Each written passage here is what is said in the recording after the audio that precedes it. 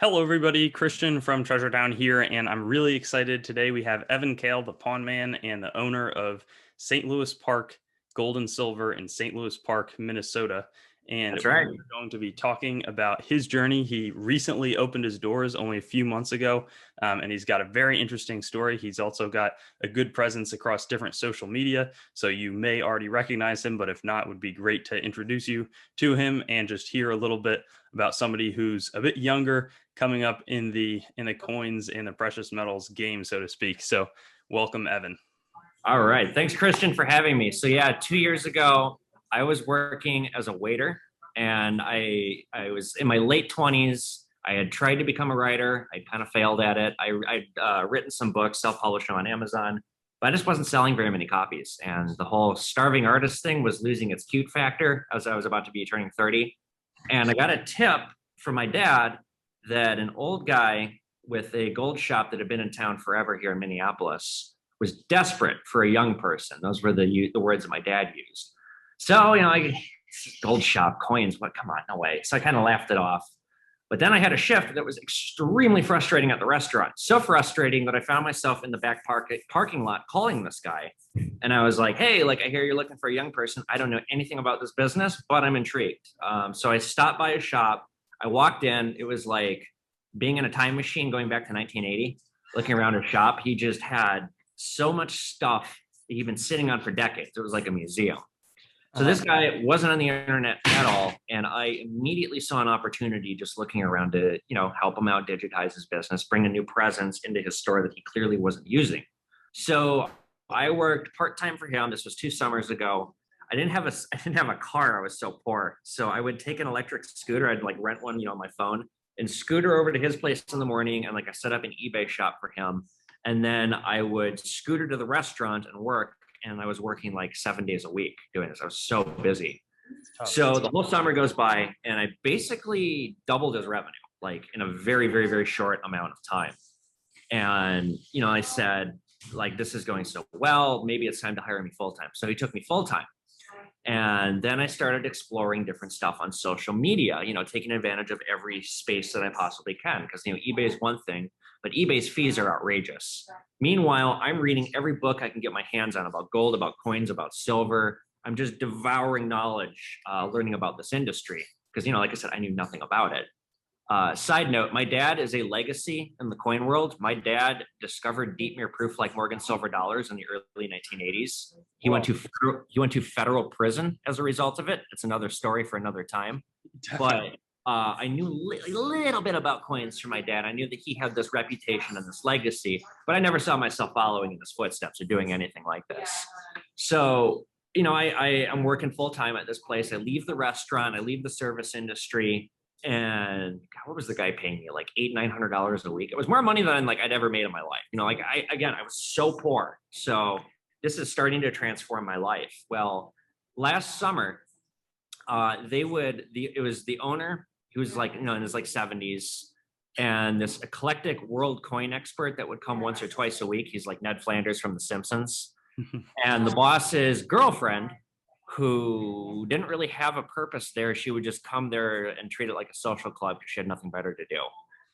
So it was the three of us, I should say the two of us, and Ned Flanders would come every now and again. But in the summer, the girlfriend and the owner will go up to their cabin and just leave Ned Flanders and I there alone. So one day last summer, I brought my camera into work and I filmed myself because I've been posting videos on YouTube for a long time, and I would get the question, "What do you do for a job?" So I brought the camera in one day and I created the first episode of what was then Evan Kail's A Pawn Star. And I didn't tell the owner or his girlfriend about it mainly because his girlfriend was crazy and would fight me on everything that I would try and do. And it's just I know I have a good idea and you're going to shoot it down. So I'm just not even going to ask you because frankly, it's not your business anyway. Again, it wasn't her business. She wasn't even married to the guy. Gotcha. So in secrecy, I create the show, and over the summer, it becomes a hit. It immediately starts getting a big following. And I start posting videos on Instagram, doing it very carefully. And I changed because I made an Instagram account for these guys. So I changed the name of the Instagram account from the name of the business to Pawn Man. Mm-hmm. And one of my followers randomly started calling me Pawn Man. And I just thought, oh, that's catchy. That's funny. I'm going to run with that. It's So that's good. where Pawn Man comes from. I also don't want to get sued by History Channel, and I figured calling my show Evan Kail's a pawn starts playing with fire. Yeah, So yeah. interestingly, I don't do pawn. The old shop that I was at didn't do pawn. I don't do pawn at this shop. We'll get to why I'm not there anymore in a second. But I just like the title. Now, doing pawn is its own can of worms. The city that I'm operating in, St. Louis Park, I don't even think I could have a pawn license. But anyway, so it's a catchy title. So I don't do pawn, but I call myself Pawn Man because, kind of branding content. Yeah, no, it's well Anyway, done. so the YouTube show got more popular, and then I made a TikTok account last fall, or a TikTok persona, and the TikTok persona immediately took off, and I started doing sales on the TikTok. I would, like cool item comes in, an item that the old guy never would have bought before me, didn't have any avenue to sell it because he wasn't online. By going online, you create a whole new audience for your means to sell stuff. You have eyes all over the world instead of just locally. So like, let's say something like, or let's use an actual object. Let's say like this ring came in. I would make a TikTok about the ring. I'd say Pawn Man, because that's how I do my branding on my TikTok. Yeah, yeah. I would sell stuff. And so last fall, I just started selling stuff on the TikTok. And at this point, I told them about it because I couldn't keep it a secret any longer. And he was thrilled, and she hit the roof. And it was like, it's like, I'm doing sales. I'm making you money. This is literally my job. What part about this do you have a problem with? So she got crazier and crazier about it. And like last Christmas, she wanted me to shut the whole Pawn Man thing down.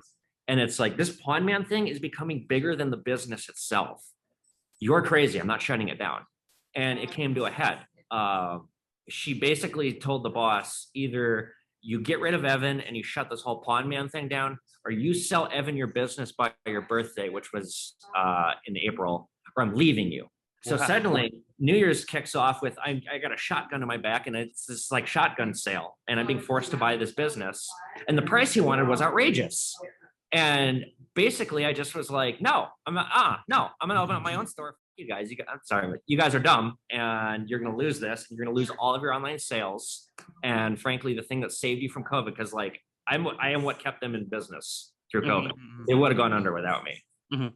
So I have my assistant Juliet here. I had hired her part-time at the old store because I was getting so busy. I couldn't possibly do everything. I couldn't do eBay and TikTok and Instagram and make the YouTube show and run the store, because the guy's like super old. So like he couldn't do his basic day-to-day duties. Mm-hmm. So I just took everything and I just said, screw this. And I left and I opened up my own shop here, and we're killing it here. I'm only about 1.5 miles from the old shop. I'm for sure going to put them out of business. Like I just overtook him on Google this week. Oh, wow. And Google was, he was #1 in Google, thanks to me and like the efforts that I did. So like that was his biggest revenue stream. Locally, his biggest advertisement, just, he just lost that on top of everything else. So we're doing great. And that's kind of what happened. That's why I have my own shop. Yeah, no, sounds like things are well positioned. And I think it's so interesting, a lot of people focus on young numismatists, and I think that those are super important, but they often define that as like 21 and earlier. I mean, I think careers in coins you can go probably till your 70s. Who knows with the new tech advancements that we'll be hanging around and that long from now. But anyways, it's great to hear that you're getting involved, because presumably, if things continue to go successfully, it'll keep on going. And what do you think? What do you attribute? You said things have been doing well, and I think something we'll probably speak to. I don't want to answer for you, but having that online presence has been really helpful with the shop. But what do you attribute some of the success to? #1 is the fact that I saw a wide open space to occupy, because I started thinking, that I got hired to do everything I could to make the old shop more money. So my thought was, well, social media, that's the way of the future in terms of doing business and building a business. A strong online following translates to sales. So I started looking to see who's in this space. Very few people, especially very few young people, especially very few young people who can do a song and dance like me, because I'm kind of a born performer. I've always loved entertaining people. Like I've done stand-up comedy before. I've loved being on camera, I could be an actor if I wanted to be. And I don't see very many people kind of like me doing this. I'm very eclectic and just outspoken, versus a lot of people in this business are very dull. They're very reserved. They're very, they're just not loud, and they don't do the pizzazz like I do. So I see that as being a strong advantage that I have. I also took a page, and certainly would not have launched this success without Stackin' NYC. I don't know if you know him on Instagram. He's a huge silver dealer. Very shortly after I got hired at the old shop, I went out to New York City because I got some friends out there. I love going out there. And I messaged him on Instagram and I just said, I'd love to buy you a drink. And he's like, I'll do you one better. Come to my apartment. So he invited me into his home for an afternoon, and I watched him work. I watched his whole operation. I watched how he was doing everything. In one afternoon, I learned so much from this guy, and he's such a nice guy. And so he was a huge inspiration to me coming back. I mean, I got back from New York, and I was like, I got to do what he's doing, or something like it, because this guy is killing it. And there's a gold mine, pun intended, in the way that he's doing things. Yeah. No, I think it also speaks to the relationships as being super important. I mean, in any sort of business, but I think that's something I've realized. I worked for about 5 summers in a local coin shop, the Happy Coin. Great shop. And I think, he has a lot of close specific dealer relationships. And so, I've kind of helped him to get on YouTube as well. But I think that there's kind of two mixes, and I've been more with the general kind of a bunch of people on YouTube. I know less people in the dealing space, and so that's something that I'm kind of working through as well. So I'd imagine that just seeing that would be super helpful, and having kind of a mentor mentee experience. Is there any, what were some of the big considerations or things that might go wrong or have gone wrong, and some of the real successes in terms of the first few months actually being in the shop? Well, my first month was tough. I lost $8,000. I had to buy, like opening the shop was not cheap. I spent about 25K just getting the door open. And then I spent another 8,000 over the month of April, 8,000 some change just in paying my help and getting some more stuff that I was missing, and, just some extra stuff. Second month, I lost about $2,000. This month I'm on track to be profitable, quite a bit actually. And I'm thinking that that's just going to continue. So, I mean, once you open a new business, you got to kick your foot in the door. And I made the mistake of thinking I was going to open up, and on day one, I was going to have people selling me stuff. And that didn't happen. It took a while for me to get my word of mouth out.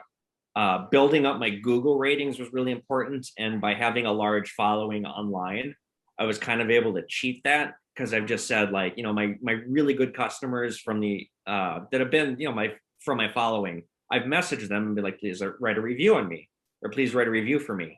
All my Patreons, because I have a good Patreon following. It allows me to do my YouTube show and hire an editor, because I don't have time to do editing for my YouTube videos. I was able to message all of them. So getting my Google reviews up was really helpful. I bought some local ads, but no, like it took a couple months for word of mouth to get out, but word of mouth is getting out. I have people coming in here every day now. I'm doing good deals every day. Like, before we started recording this conversation, I did a $9,000 gold deal. I wasn't expecting that. I made about $500 on that deal at least.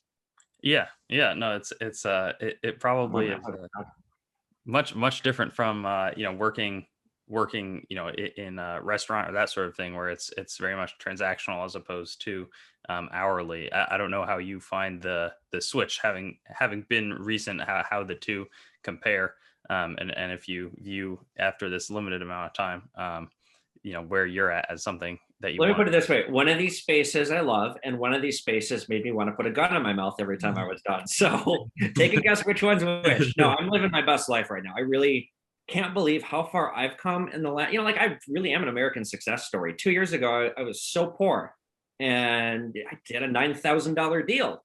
Well, while we were getting ready to set this thing up, $9,000 was an amount of money I couldn't have even conceived 2 years ago, because I was that broke. And now, yeah, life is good.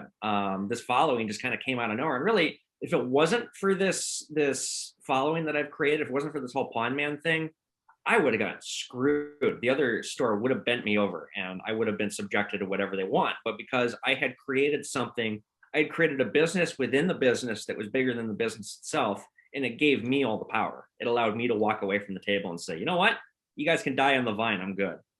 Yeah. No, that is exciting. And I guess, I want to talk a little bit more about the process of the shop, but if you had to give some advice to people who are thinking about starting a social media, I think you've had a lot of success on TikTok, YouTube, a lot of different platforms, and kind of creating a personality.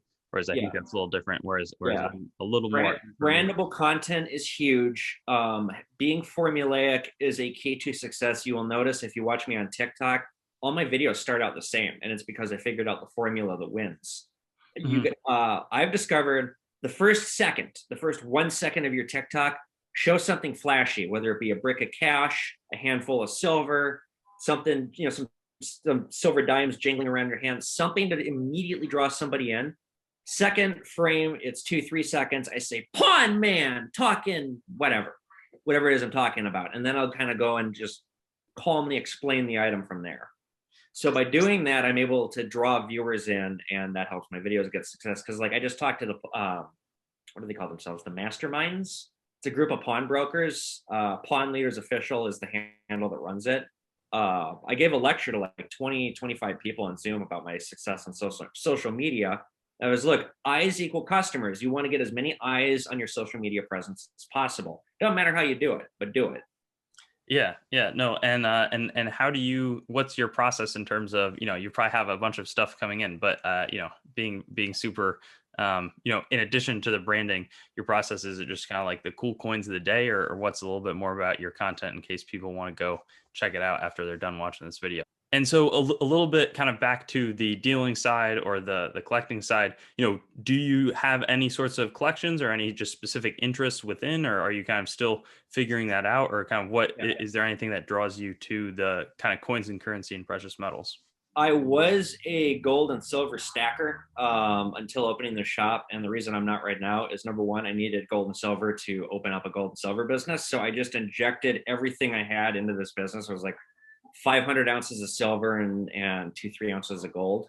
Mhm, mhm. So I'm not buying to invest right now just because I own this business, and I kind of, it's not in my best interest right now to be investing when I run the shop. Same with the coins. Right now, all the coins that are for sale in my shop, minus some stuff that I've accumulated since opening, is from my personal collection. Mhm, mhm. I'm just not going to have a personal collection right now with where I'm at with opening this business. But to answer your question, it is, young people watching this, it is so important to buy gold and silver. A little bit every month makes a difference. I wish I would have started doing this years ago. Um, so it's good to stack, and it's also, if you see something is undervalued and you have the means to get it, get it. It's good to have that kind of stuff for the future. So like right now, I think wheat pennies, I think are a great investment because they're going to cancel the penny soon, and when they do, the collector market on pennies is going to shoot up. So as far as collecting coins goes, I love collecting coins. I haven't been collecting them for too long. I started collecting probably when I started working in this industry, like a couple years ago, 2 years ago. Morgan silver dollars are my chief area of interest, taking after my dad. I love tone coins, particularly tone Morgan silver dollars. Those are Yeah. my absolute favorite coins. Currency, I like it. I'm not terribly knowledgeable about it, and it makes me nervous to buy it because it can get really expensive, and it's a niche market. I don't want to buy something for 5 grand and sit on it, even if it's worth seven. I don't want to sink $5,000 into something and have to sit on it for 6 months. I got maybe about $500 sunk into currency notes right now, and although it's cool for my shop for the cases, it's something cool to look at. I'm not about having a museum here. I'm about making money. So I want to turn stuff quick. Yeah, yeah, no, definitely, that's definitely a consideration, and I think that that's something, maybe we could elaborate that on a different video, but but it's something that can be a challenge for people who aren't familiar with the business. The liquidity, or how you can move it around, is huge. You don't want to tie up too much. And you mentioned, and maybe this is all. Let me know if it's best for a different video, or we could do a preview here, or maybe the whole story is short. But what was the situation with your dad and the deep mirror proof likes that got him into jail? You want a 5 minute version or a 60-second version? Maybe let's go 60-second here, and then we can get into a Yeah. 5 minute or more in a separate video. He was a coin broker in the early 80s. Coins were his love. He worked for another guy. He left the other guy's shop because the other guy was insane. And like, the more money my dad made this guy, the more this guy became insane, kind of almost actually exactly like the last shop that I was at. Mhm. So he left, and he took all of his clients with him, and he started a rival coin firm, and he quickly set about putting his old business partner out of business. And this guy went ballistic and tried to go after him, and hired a private investigator to find something that he could go after my dad for. And the private investigator discovered that my dad started charging an exorbitant amount of money for a very particular set of coin. a coin that was like a mirror, deep mirror proof, like was the word that he was using. And he was charging, 10 times what graders said these coins were worth. And they successfully tipped off the postal inspectors about this, and they built a mail fraud case against my dad. The government hired coin graders in this trial, and the coin graders were like, there's no such thing as deep mirror proof likes. This is a scam. And obviously today it's recognized as a grade. He is the uncredited discoverer. So he got convicted of mail fraud, and he did 4 years in like a nightmarish federal prison. Wow. Yeah. Whoa, that's Yeah. serious. I mean, yeah, no, that's And I'm just skimming the surface of the story. There's a lot more to it, but yeah. So I'm his legacy doing this. yeah, yeah, no, that's certainly Hopefully I don't go to prison because I wouldn't do so good. yeah, yeah. I mean, it's that's not a story that somebody is able to mention super often. And so, we were talking about the federal prison involvement with coins and mail fraud. We'll shift away from that to definitely be explored further in the future. But what are you thinking? How do you want to expand your business? What do you want to do to grow? What are you thinking in the next 5 or so years? Yeah, so this location that I'm at right now, it's an old theater, and it's been broken up into four or five different units. I don't know. I'm on the smallest unit, and the biggest is 4 doors down, and it's this giant showroom. And so I want to expand into there. I want to have multiple people working for me. I want to really grow this company so that there's, this is a big gold and silver coin dealer. I want to have lots of stuff for sale here. I don't want to just have this tiny little shop. Mm-hmm. So I'm all about expanding the size of my business. I want more people working for me. I also want to expand Pawn Man. I want to get a TV deal. That's been my ultimate goal kind of since I started. It's kind of marrying where I've come from in life, my ambitions that I wanted to succeed at, and where I've ultimately ended up going. Because I told you I was passionate about being a writer, a screenwriter. That was my real passion, was working in film and movies. And I've written and produced some stuff here in Minnesota. And it's film has always been one of my passions. So making that work, I like to act. I like to be a showman on camera, like I've said, making all that work and come full circle and getting a TV deal or making something happen with Pawn Man on TV is my goal for my social media presence, or like my ultimate kind of pedestal that I can see myself on. If I get there, I don't know. We'll see. I hope so. I mean, I think I produce interesting content that other people, it's unique enough where I'm not ripping off Pawn Stars. I'm something else entirely. Definitely. No, I think that that's one thing, and we've touched on it, but it's like it's so underexplored. I think there's the field is wide open for people in coin, and what if it's Pawn Stars, or what there's storage wars, or there's a lot of kind of adjacent similar topics, but nothing as coin focused, or even with the precious metals. Yeah. I guess go for it. With what I'm creating on YouTube, I mean, it basically is a TV show. Mm-hmm, mm-hmm. And that's what's so cool. I write it, I produce it, I structure it. So that sounds great. TV deal would be awesome. And, just expanding everything that you've got going on, reaching more people. And, side note, bringing a ton of people into the hobby, just interested in silver, gold, and that often can lead into other, whether it's getting into the history behind the coins after that, or something totally different. But what would you say your biggest mistake has been? I mean, it hasn't been a long time, but everybody says you need to make mistakes to learn. What would be your biggest mistake so far? I can cite 3 mistakes that I made. 2 of them were at the old shop. 1 of them I made last week. So the biggest mistake that I made was during COVID last year. We were all locked down. The old shop had this, you couldn't just walk in. You had to be buzzed in. There was bulletproof glass. There was kind of an entry level sort of thing. And then you got buzzed into the shop. So it was we were just about to close, and this guy came in, and he had on a surgical mask and latex gloves. And I thought, oh, he's being safe. And he flashes a big brick of cash. And he's like, I want to buy all the gold you have. And he's got another guy standing outside also wearing a surgical mask and gloves. So I let him in because they got all this cash.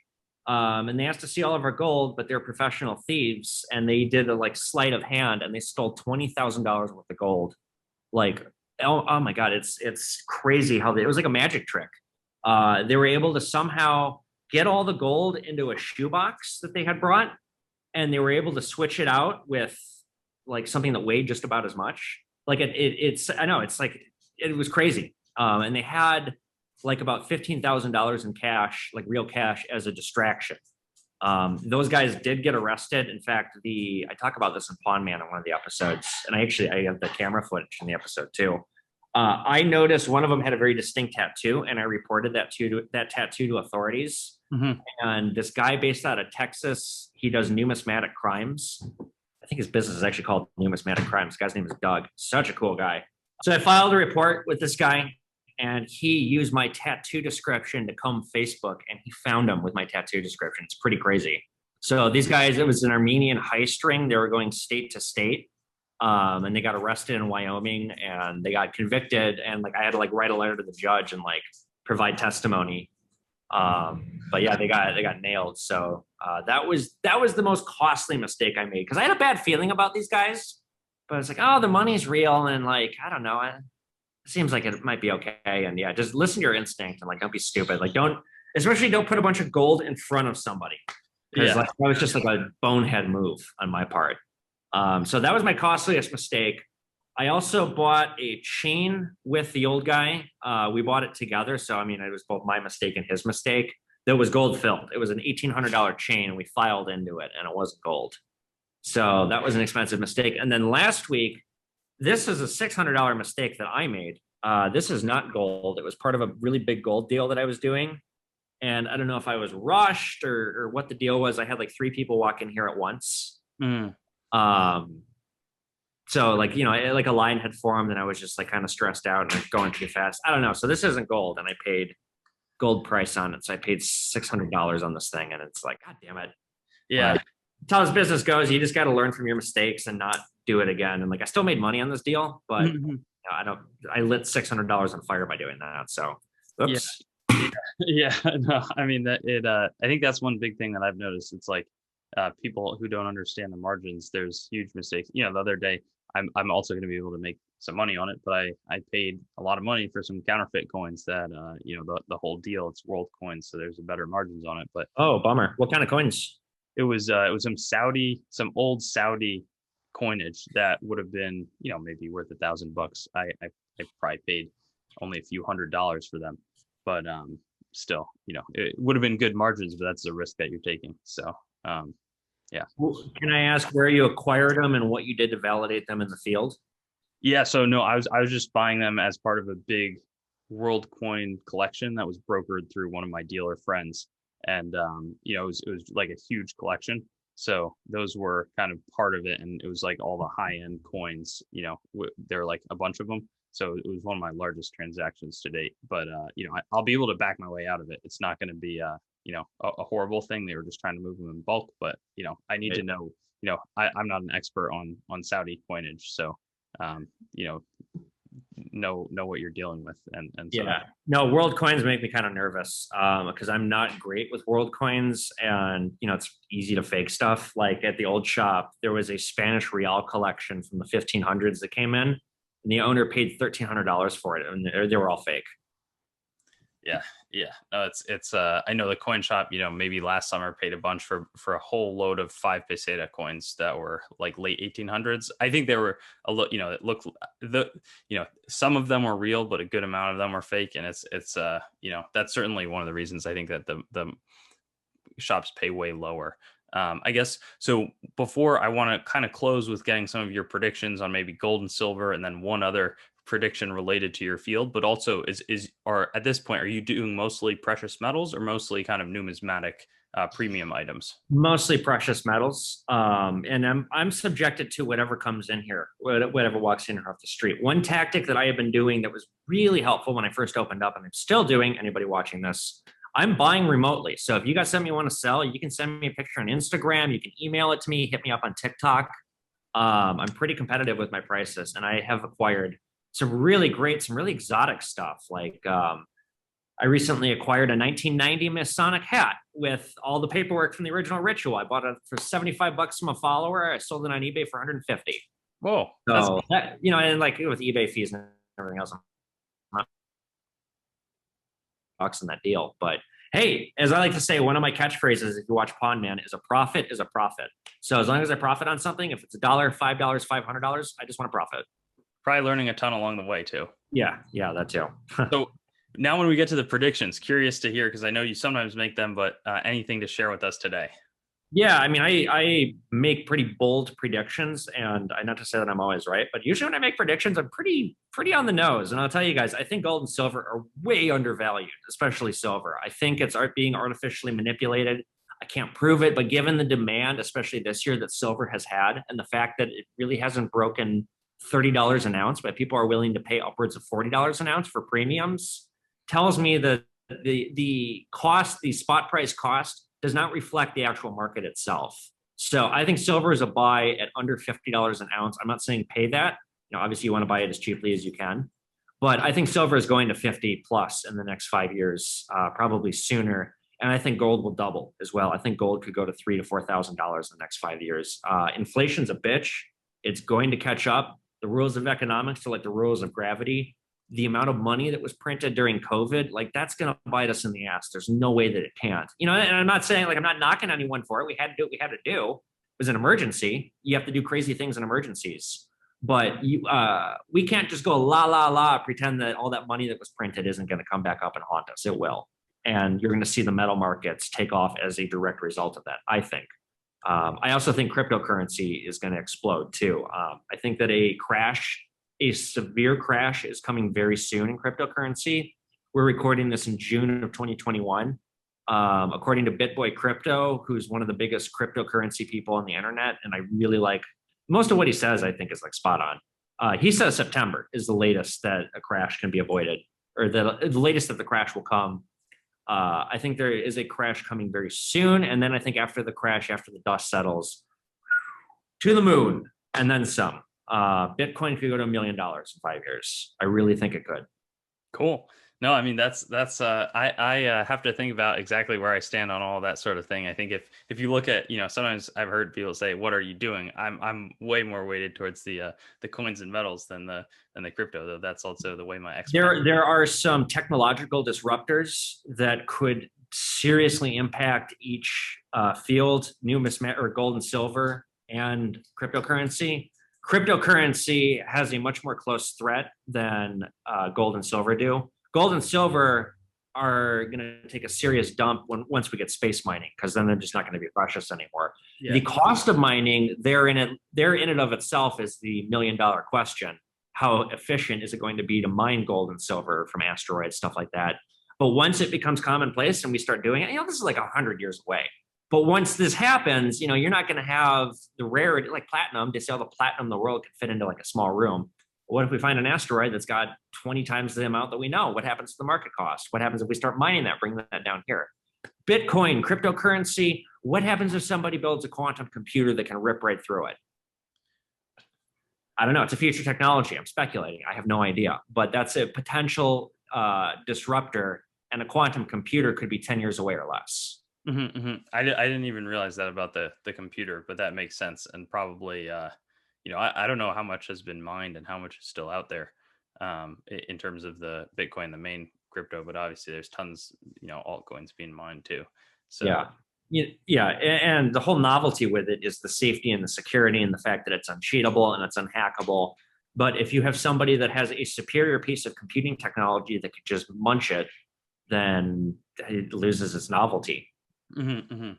No, I'll be. But if you have somebody with a computer that powerful, disrupting Bitcoin is the least of the world's concerns. Yeah, yeah. Yeah. I have something to think about that I wasn't thinking about before this. Well, we're basically talking Skynet at this point. Gotcha. Cool. And then I'm trying to think. So obviously there's a lot we haven't covered, and we'll be, I was trying to keep the length a little bit on the shorter side for the time being, at least. We'll definitely get into some more topics with you in the future. Some we talked about, some that we'll be exploring that we haven't really mentioned here. But is there anything in closing that you'd want to let the audience know or say? Yeah, check out my YouTube channel. I post videos every Tuesday. I'm also on TikTok. I'm also on TikTok and Instagram at pawn.man. I'm the Pawn Man. So check out my content. Check out my books on Amazon. Just type in my name, Evan Kail. They'll all come up. I'm always doing something interesting. So be sure you subscribe to me and to you. Awesome. I'll be looking out for that content, and look forward to having you back soon. Absolutely. Appreciate your time, Christian. Thank you so much. Thanks for watching the video. I'd encourage you to like, comment, and definitely subscribe to the channel and connect with me on Facebook, Instagram, and Twitter. I also have a website, treasuretownYT.com, where you should go so that you can learn more about coins as well as what's happening on the channel and possibly find a place to sell your coins and collectibles. I also want to talk about some of my other projects like coinmeltprice.com, which shows precious metals prices as well as the melt values of coins containing those precious metals, both US and world. I also have coinsmetalscards.com, which will develop into a full marketplace as well as a news source for coins, metals, cards, as the name might suggest. And then treasuretowncoins.com, which long-term will be my coin dealing entity separate from the channel. And lastly, whatsthegrade.com, which will be a stickering service for already certified collectibles where you can get a approval or verification of the grade on the holder. Hope you have a wonderful day, and I look forward to seeing you on some of my other videos.